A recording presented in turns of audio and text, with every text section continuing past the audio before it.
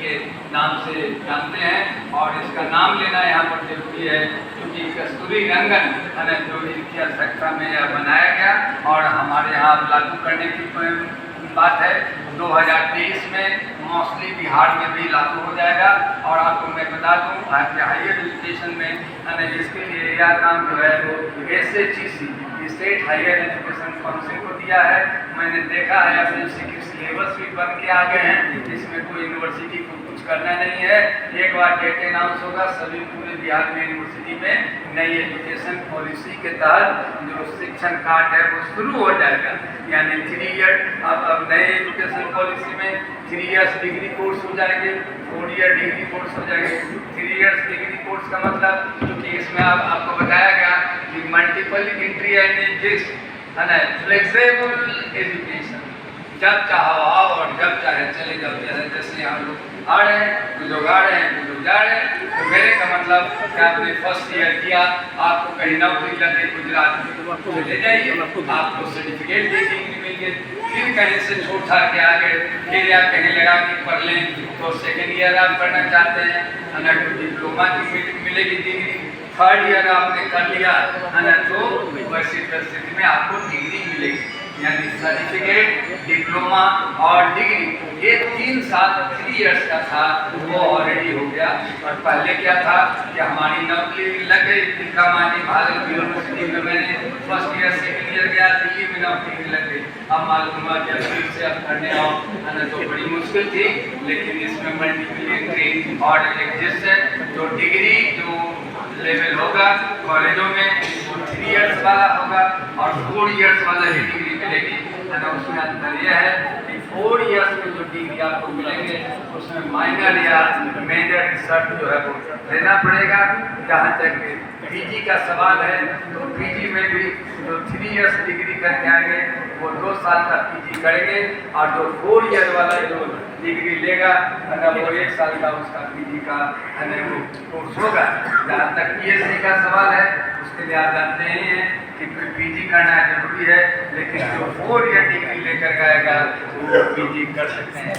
MPhil को नया education में है ना जो है वो समाप्त कर दिया गया है। सबसे बड़ी चीज़ है कि नई एजुकेशन पॉलिसी की जब हम बात करते हैं तो इसका मुख्य उद्देश्य है वर्ल्ड क्लास एजुकेशन देना, हाई क्वालिटी एजुकेशन देना और स्किल डेवलपमेंट करना। इसलिए पूरे भारत में स्किल डेवलपमेंट की बात चल रही है।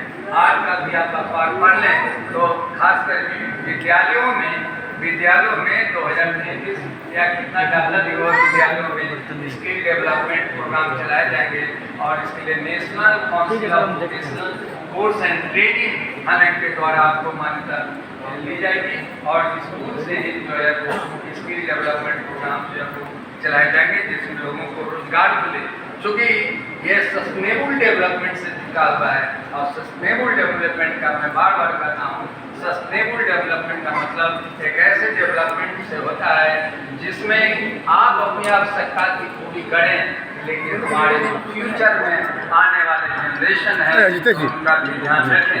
अर्थात कहने का मतलब ये होता है कि जो हमारे नेचुरल रिसोर्सेज हैं ना उनका इतना आप एक्सप्लॉयटेशन नहीं करें कि मालूम हुआ कि अंत में लोगों को हमारे हमसे जो आगे आने वाली पीढ़ी है न तो उसके लिए सांस लेने के लिए हवा है न तो वन है, जैसे शुद्ध वायु, शुद्ध प्रदूषण, ये ज़्यादा से ज़्यादा प्रदूषण फैला है, ऐसा डेवलपमेंट ना करे है ना। पूरे अपार्टमेंट कंसेप्ट जैसे आया इसलिए कि भारत में शहरीकरण का विकास हुआ। सब लोगों को लगा कि हम शहर में जाएँ, दिल्ली में जाएँ, बंगलोर में जाएँ, कलकत्ता में जाएँ, पटना में जाएँ और सब गांव में रहने वाले शहरों में बस गए। परिणाम क्या हुआ कि वहाँ की जमीन की संख्या सीमित थी, तब पेड़ और जितने जो हमारे खेत खलियान थे पटना आसपास में, दिल्ली आसपास में जहाँ भी बसा है वहाँ पर सबको उजाड़ करके बड़े बड़े मल्टी स्टोरेज अपार्टमेंट जो है वो बनाए गए जो कि फ्यूचर जनरेशन के लिए खतरनाक है और इसको हम सस्टेनेबल डेवलपमेंट नहीं कर सकते।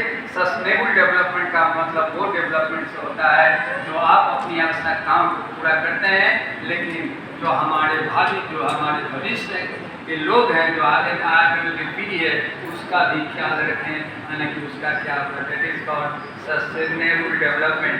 आपको मैं बताना चाहता हूँ कि जो न्यू एजुकेशन पॉलिसी है उसके अंतर्गत rational thought, competition and empathy, creative imagination और फिजिकल वैल्यूज पर करना है। मैं बीएन कॉलेज ऑफ एजुकेशन के प्रांगण में हूँ। मैं यहाँ के जो प्रधानाचार्य हैं, यहाँ के सेक्रेटरी हैं, एसोसिएशन के जो अध्यक्ष हैं अमर बाबू, ये विषय याद करके अगर आप वास्तव में सस्टेनेबल डेवलपमेंट की बात करना चाहते हैं या न्यू एजुकेशन की बात करना चाहते हैं, तो न्यू एजुकेशन का मतलब ये तो क्लियर हो गया ना भाई कि आत्मनिर्भर भारत, ऐसा भारत, ऐसी पढ़ाई पढ़ाओ, मल्टी डिसिप्लिनरी एजुकेशन पढ़ाओ, होलिस्टिक सर्वांगीण विकास हो बच्चों का। ये हमको याद है कि सर्वांगीण विकास की बात उस समय भी कही जाती थी जब मैं गाँव मिडिल स्कूल में पढ़ता था, उसमें भी बागवानी सिखाई जाती थी, एक पीरियड होता था और साथ साथ जो है कटाई और बुनाई भी सिखाया जाता था।